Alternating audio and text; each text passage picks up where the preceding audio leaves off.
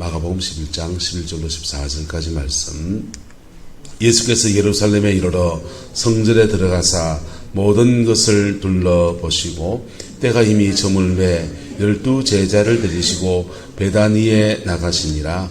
이튿날 그들이 베다니에서 나왔을 때에 예수께서 시장하신지라. 멀리서 잎사귀 있는 한 무화과 나무를 보시고 혹 그 나무에 무엇이 있을까 하여 가셨더니 가서 보신즉 잎사귀 외에 아무것도 없더라. 이는 무화과의 때가 아님이라. 예수께서 나무에게 말씀하여 이르시되 이제부터 영원토록 사람이 내게서 열매를 따먹지 못하리라 하시니 제자들이 이를 듣더라. 아멘. 오늘은 인생 열매에 대해서 함께 말씀 나누기 원합니다. 오늘 장례가 있기 때문에 말씀 짧게 나누고 기도도 차 타고 가실 분은 30분쯤 출발하는 걸 하면 적당할 것 같아요. 가보니까 시간이 좀 될 것 같아요. 우리가 인생을 살면서 이렇게 열매 있는 인생이 되기를 원하는 것은 모든 사람이 다 동일합니다. 할렐루야. 그 열매를 어떻게 취하느냐, 또 어떤 사람이 열매가 없느냐, 그 말씀을 오늘 다 못하면 내일 이어서 그렇게 말씀을 나누기 원합니다.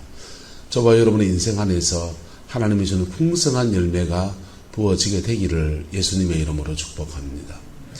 그런데 의외로 인생을 살아본 사람들은 그렇게 꿈꾸는 바가 많고 그렇게 소망하는 바가 많지만은 그 열매를 취하는 사람은 인생의 끝에 가면 갈수록 느끼는 것은 그렇게 많지 않다는 거죠. 인생은 그래서 인생 느끼게 되면은 허무하다. 인생 허무하다. 돈 벌어 싸짐을 주고 가나. 이런 말들이 스스로 많이 하게 되고 주변 사람들도 그렇게 하게 돼요. 근데 왜 그러면 어떤 사람은 열매가 있고 어떤 사람은 열매가 없는가? 주님은 무화과 나무를 향해서 저주를 하셨어요. 이 무화과 나무는 이스라엘을 상징하는 나무예요. 이스라엘을 상징하는 나무가 몇 가지가 있는데 무화과 나무는 왜 이스라엘을 상징하냐 하면은 꽃이 피지 않고 열매를 맺거든요. 이게 그리스도인이나 신앙 안에 맺은 열매가 비슷합니다. 겉으로 드러나는 화려함은 없어도 시간이 지나 보면 그게 하나 탁 맺혀 있는 거예요. 그게 예수 안에서 맺어진 열매. 세상 열매는요, 꽃을 피워야 화려하고 그리고 어느 시간 지나니까 턱 달려있는 거라면 신앙 안에 맺어진 열매는 꽃이 없어요. 화려하지도 않아요. 그런데 어느 날 보면 열매가 탁 맺혀있고 그 시간이 지나보면 달콤한 과즙이 있는 무화과가 그래 맺혀지는 거예요. 그게 무화과에 담겨있는 그런 열매 맺는 특징이죠. 예수 믿는 신앙의 사람들도 그런 열매를 맺어야 된다라는 의미에서 이스라엘의 상징이 됩니다. 또 하나의 이스라엘의 상징이 포도나무예요. 포도나무는 나무 자체는 볼품이 있습니까? 없습니까? 전나무나 잣나무나 뭐 이렇게 그렇게 멋있는 나무가 아니에요. 사철 푸른 것도 아니에요. 꾸불렁꾸불렁 덩쿨성 식물이어서 그렇게 쓸모있는 나무는 아닙니다. 그런데 그 포도나무의 열매는 사람을 취하게 합니다.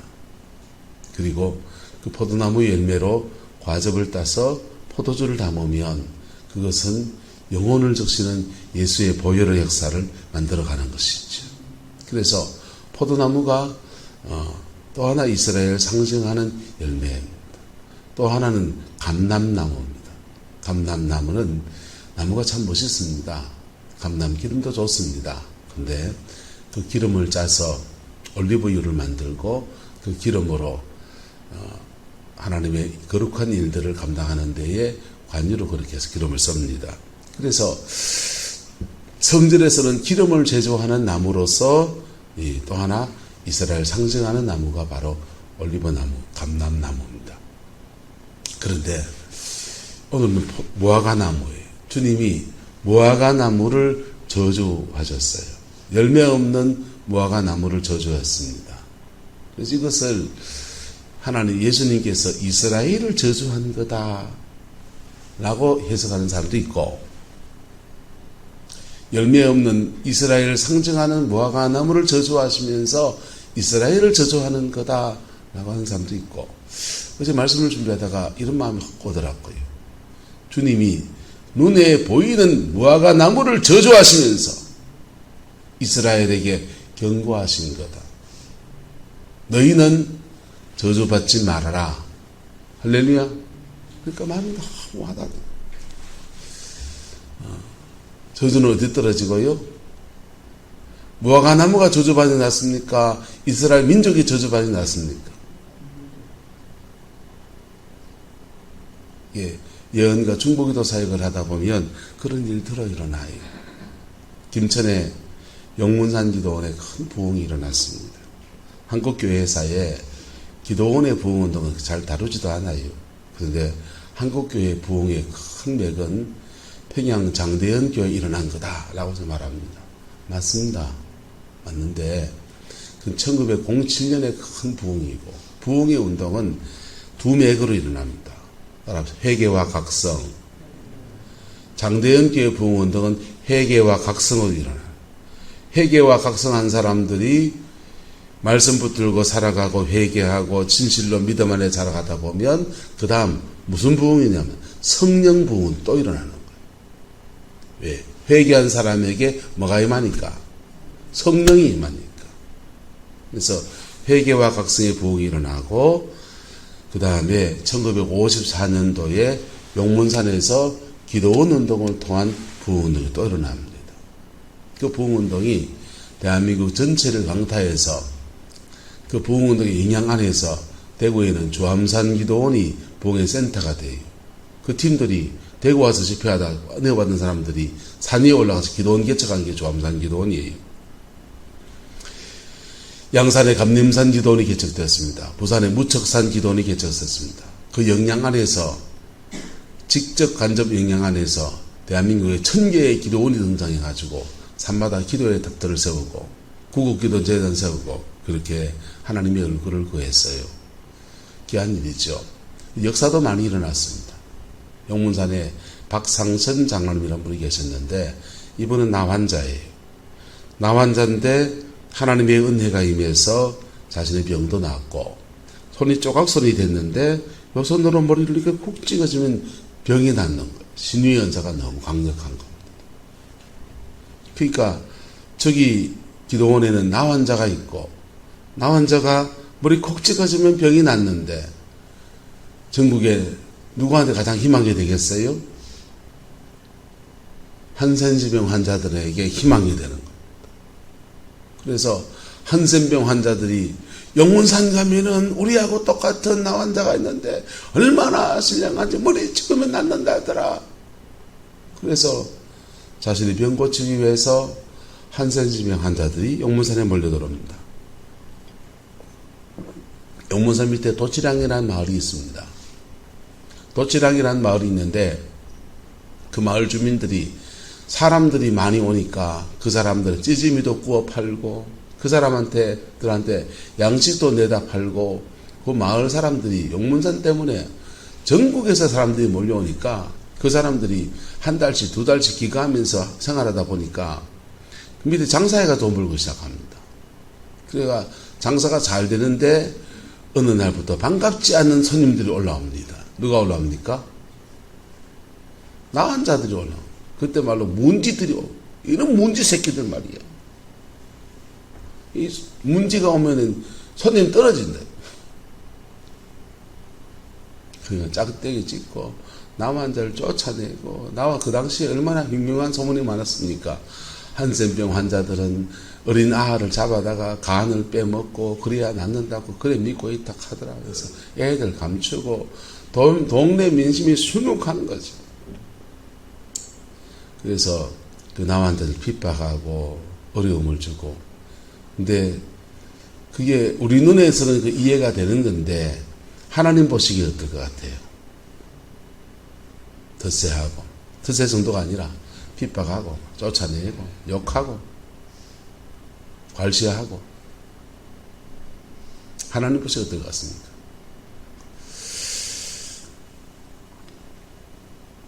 하나님 보시기에 합당하지 않잖아요. 그때 진노가 떨어져요. 그럴 때 진노가 떨어져요. 하나님은 마냥 허허 그런 할배가 아니라요. 하나님은 굉장히 공의하시고 엄의하실 때가 있는 거죠. 하는 행색이 저 인간은 안 되겠단 말이지. 근데 그렇게 진노가 떨어질 때 하나님은 기회를 주신다 안 주신다? 기회를 주십니다. 기회를 주셔서 중보자를 거기 보내시는 거죠. 중보자를 보내서 서울에서 기도 생활하던 한 권사님을 너 빨리 내려가서 그 중보해라 감동을 주십니다. 그래서 용문산 밑에 내려가서 그 밑에 도시락에 올라갔다 거기서 기도할 자리를 찾다가 보니까 그 위에 절이 하나 있어요. 절간에 들어가서 방 하나 얻어가지고 십자가 꼭 기도하는 겁니다. 그게 기도원이 됐습니다. 천성기도원. 제가 다녔던 기도원. 그 천성기도원 원장님한테 기도하라고 그 도시락에 있는 사람들을 위해 중보하며 기도하라는 그런 감동을 주십니다. 그래서 열심히 기도하고 기도하는데 자꾸 동네에 소가 나다빠지는 거예요. 농경사회에서 경운기 없던 시대에 소가 죽어나가니 모내기철에 어찌할 거며 밤매야 될 때 어찌할 거며 난리가 나는 거예요. 도치락 사람들이 소가 죽으면 아이쿠 교회 사람들한테 돈 많이 벌고 팔아먹고 복음을 기동량으로 들었으면 하나님의 뜻을 구해야 되잖아요. 그치요? 무당 불러 구들했네. 무당을 불러 구들하니까 무당이 가라사대 저 산속에 절간이 있는데 그 절간에 예수제이 들어가서 기도해서 그렇다. 그래가지고는 절간에 삽 들고 도끼 들고 낫 들고 쫓아와서 빨리 안 내려오냐고 안 나가냐고 잡으러 죽여버린다고. 그 핍박받으면서 거기 기도원이 들었었어요. 근데 소가 죽어나가는 게 좋습니까? 사람이 죽어나가는 게 좋습니까? 박출자 권사님, 사람이 죽어나가는 게 좋습니까? 소가 죽어나가는 게 좋습니까? 무화과 나무가 저주받는 게 좋습니까? 이스라엘이 저주받는 게 좋습니까? 여러분 가정에 저주가 떨어지는 게 좋습니까? 돈 좀 손해보는 게 좋습니까? 유장로님, 뭐가 좋은겨? 뭐 다 안 좋지만은 주님은 그것을 통해 경고하시고 그 경고를 통해서 주의 백성들에게 너희는 이래 되지 말라고 말씀하시는 것. 저와 여러분의 인생에서 열매 있는 인생이 되기를 그리스도의 이름으로 축복합니다. 저주받은 무화과 나무, 열매 없는 인생이 되면 스스로 자신을 저주스럽게 여겨요. 스스로 자신에 대해서 불만족하고요. 스스로 자신에 대해서 이게 뭔가 하면서 인생의 회의를 느끼게 된다고요. 그러면 신앙 안에서 열매는 어떻게 맺는가? 어떻게 맺는가?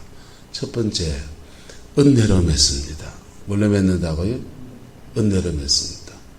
무화과 나무가 사람들 눈에 보이진 않지만은 꽃은 없지만은 그러나 거기 수정이 일어나요. 그리고서 열매가 맺어지는 거예요. 열매는 마찬가지입니다. 성령이 저와 여러분들에게 임하셔서 만져주시면서 그 은혜 안에서 열매가 맺어지는 거예요. 첫 번째입니다. 그래서 은혜는 무조건 뭐하고 볼 일이다? 받고 볼 일이에요. 뭐하고 볼 일이라고요? 받고 볼 일이에요. 내가 열매를 맺어야지. 내가 열매를 맺어야지. 내가 열매를 맺어야지. 이런다고 맺어지는 게 아니에요. 그건 세상 열매고. 하나님이 주는 정말 하나님 보시기에 합당한 열매는 은혜로 맺어지는 거예요. 할렐루야. 은혜 받기를 축복합니다. 근데 은혜 받는 것이 사람마다 동기가 다 다르잖아요. 어떤 사람은 회개하다가 은혜 받고, 어떤 사람은 몸이 아파서 질병 때문에 여러 가지 계기로 은혜를 구하다가 은혜를 받습니다. 그 은혜를 입어야 돼요. 하나님의 극렬하심이죠. 그 은혜를 입으면 그때부터 내 안에서 누가 떠나지 않았습니까? 성령이 떠나지 않습니다. 누가 떠나지 않는다? 성령이 떠나지 않습니다. 그 다음부터는요, 은혜도 필요하지만은 뭔가 다른 게 필요합니다. 은혜도 필요하지만은 그 다음부터는요, 신앙 안에서 자라가는 과정도 필요하고, 또 인생의 여러 가지 일들 속에서 그리스도가 주 되신다라는 고백 앞에 무릎 꿇는 믿음의 태도가 필요합니다. 그럴 때 우리는 순종하게 돼 있거든요. 그럴 때 우리는 그 과정을 지나가게 돼 있거든요. 어떤 사람은 참 은혜를 많이 받았다 하고 간증들을 들어보고 이렇게 삶을 이렇게 체크해 보면 받은 은혜는 맞는 것 같아요. 그런데 지내놓고 보면 열매가 없어요. 그분들 왜 열매가 없는 건 아니겠뇨. 자기는 열매니까. 열매는 세 가지입니다. 그게 따라서 내가 열매입니다. 가정의 열매입니다. 사역의 열매입니다. 열매는 세 가지 방향을 맺어야 됩니다. 첫 번째, 내가 열매. 나 자신, 원주의란 한 사람이 열매해야 됩니다. 두 번째, 가정의 열매가 맺어야 돼요. 왜냐하면 누구나 다 가정을 가지고 있으니까, 특별한 경우 아닌다 하면. 그래서 1차적으로 열매를 맺어야 될 공간은, 대상은 가정입니다. 세 번째는 그에게 주어진 사역이 있어요. 세상에도 사역, 세상 직장이라는 사역도 있고, 그 교회에서 직분이라는 사역도 있고, 그에게 주어진 직분과 사역 안에서 열매를 맺어야 돼요. 할렐루야. 그 열매를 맺어가려면요, 두 번째, 세 번째 열매는 성령님 안에서 순종해야 합니다. 뭐 해야 된다고요? 순종해야 됩니다. 고비마다 순종해야 됩니다. 네? 하늘의 밀이 땅에 떨어져 뭐하지 아니하면, 죽지 아니하면 뭐가 있고요? 하늘 그대로 있어요.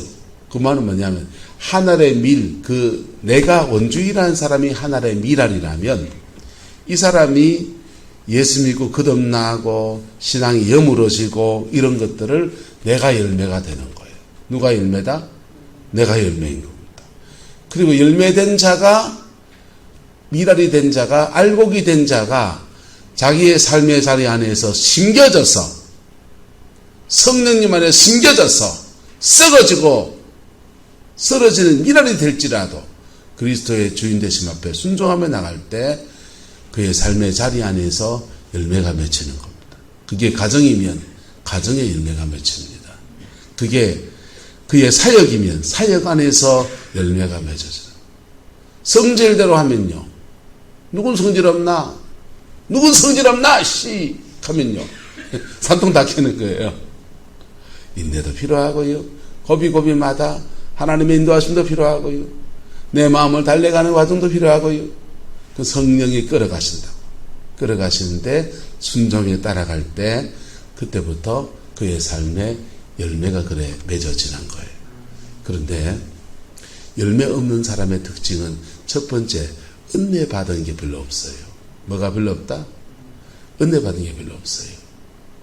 두 번째 특징은요, 성령님하고 동력하고 성령을 막 은혜 받았는데 은사주의자가 된 사람들도 별로 열매가 없어요. 왜냐하면 그분들은 자꾸 은혜를 받고 불 이런 거 좋은데 저도 좋아해요.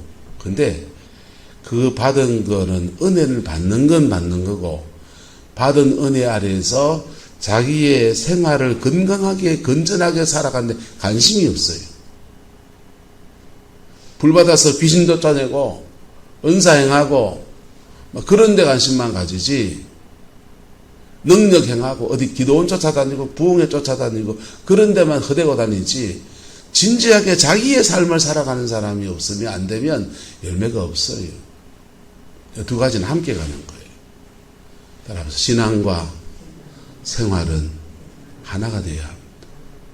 신앙하는 것과 생활하는 것이 하나가 될 때 우리는 예수님 안에서 정확하게 열매 맺는 인생이 되어지는 거예요.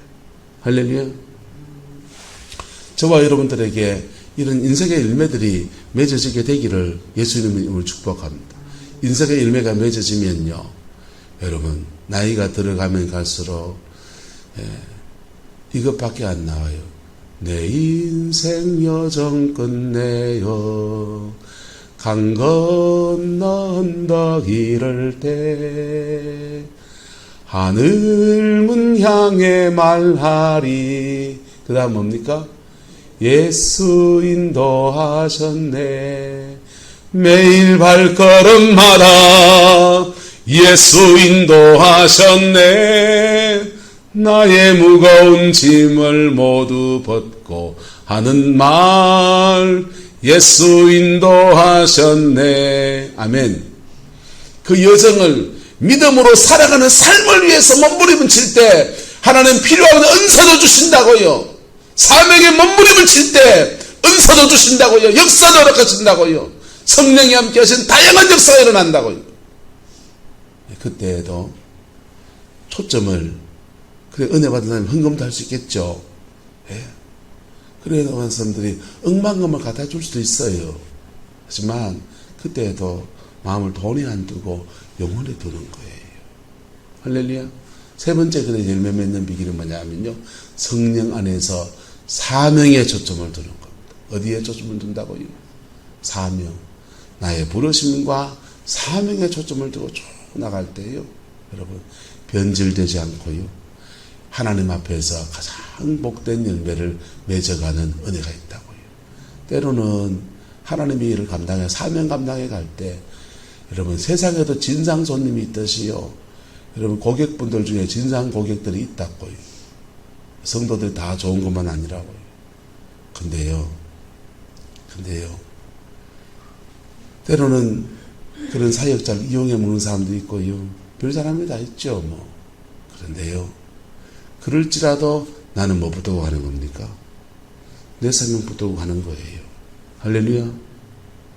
내 생명 붙들고 가는 거라고. 여러분 하나님 나라 일을 감당해 나가는 게 그냥 말만 하면 되는 것 같고 뭐 하면 되는 것 같고 쉬워 보입니까? 꼭 그렇지도 않아요. 굉장한 영적 실험도 필요할 때도 있고요, 고뇌하는 시간도 필요하고요, 그런 것도 지나가요. 그럴 때 그거 몰라주는 사람도 많아요. 하지만 그때에도 주님 바라보면서 마위의 내 길을 걸어가면 상 주시는 이가 누구시다? 주님이십니다. 갚으시는 이가 누구시다? 주님이십니다. 그래서 시간이 지나보면 참 감사하다. 참 감사하다. 그게 하나님이 주는 소중한 열매예요. 그 열매는 영적인 유산으로 우리의 다음 세대에 물려주는 축복이 주어집니다. 그 우리의 삶의 열매는 천당 가면 그걸 상이라 하는 거예요. 뭐라고 한다고요? 상. 천국 가는 나한테는 상되고요, 남아있는 자녀들에게는 영적인 유산이 되고요, 주변 사람들을 보기에는 살아있는 동안은 그 열매라고 하는 거예요. 여러분 세상의 열매 중에서 꼭 나쁜 것만 아닌 것들이 있습니다. 돈을 많이 벌어서 유산을 물려주는 거 나쁜 열매는 아니잖아요. 그거는 살아가는 동안에 유익해요. 인생을 살아가는 동안에 유익해요. 그런데 신앙 안에서의 열매는 살아있는 동안에도 유익하고 돌아가신 그분에게도 유익하고 남아있는 자녀들에게도 유익합니다. 할렐루야. 꿀 먹고 알 먹고 도랑치고 가재 잡고 마당 실고 돈 줍고 님도 보고 뽕도 따는, 도랑치고 가재 잡고 또 하나 더 있습니까? 어쨌든 그 축복이 여러분의 인생에는 함께하게 되기를 그리스도의 이름으로 축원합니다. 그 인생의 열매를 신앙 안에 맺어가려면요, 때로는요 용서, 마지막으로 말하면 고비를 넘어가야 돼요. 뭘 넘어가야 된다? 고비. 용서라는 고비를 넘어가야 될 때 그 용서가 안 돼서 이걸 맺혀가지고 그것 때문에 없어 못 넘어가는 요 허다해요. 내 인생에 억울했던 거, 누구한테 하나님이 다루심의 과정을 지나갈 때 연단 중에 붙여준 사람이 있습니다. 연단 받아야 될 그때 딱 부딪힌 사람이 시어머니다. 시어머니 통해서 모질게 신입살이 하는데 알고 봤더니 길게 지금 와서 돌아보니까 하나님의 다루심, 연단이었구나. 사모님 맞지요? 근데도 생각하면 때로 힘들지요? 그때 그 신랑이 그 인간이 왜 나 안 도와줬을까 싶지요? 죄송합니다. 나는 뭐 몰라서 그랬고. 근데 내 연단 중에 부딪혔던 사람들, 연단 중에 하나님이 그 연단하시려고 붙여준 사람들 때문에 인생 채찍맞았던 그런 것들, 이런 것들이요, 우리 마음속에 파편처럼 박혀있는 것들이요, 고비를 못 넘어가게 합니다. 고비를 넘어가기를 축복합니다. 그럴 때 그 성령이 넘게 해주신다. 못 넘으면 뭐 하라 했습니까? 토하소. 오바이트 확 한대버리듯이, 술 드신 분들이 오바이트 확 해버리듯이 토해버리세요. 하나님 앞에 다 토해는 말해보세요. 그러고 나면 후련하게 풀어지고, 또 관계를 회복시키는 은혜도 주시고, 하나님이 하신 놀라운 은혜가 그래 맺히는 거예요. 그래서 여러분의 삶에 여러분 자신이 열매가 되기를 축복합니다.